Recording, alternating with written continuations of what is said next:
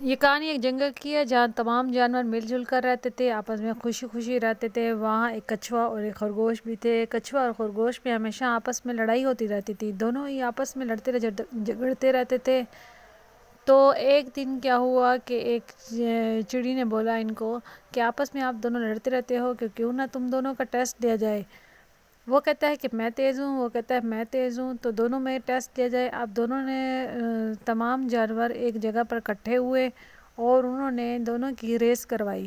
اب یہ تھا کہ کچھوا اور خرگوش نے آپس میں رننگ کرنی تھی، دوڑنا تھا، تو جو بھی جیتے گا وہی سب سے تیز ہوگا، وہی عقل مند ہوگا۔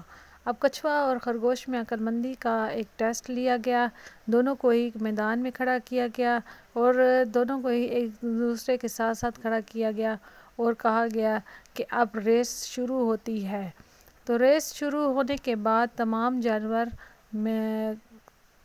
جانور اب دیکھنے لگ گئے ان کو دونوں کو کہ کون پہلے جیتا ہے۔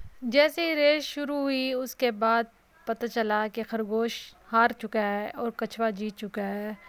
تو اس کے اصول کے تحت یہ کہا گیا کہ آئندہ کے بعد کچھوا خرگوش سے زیادہ عقل مند ہے۔ یوں خرگوش کا غرور خاک میں مل گیا۔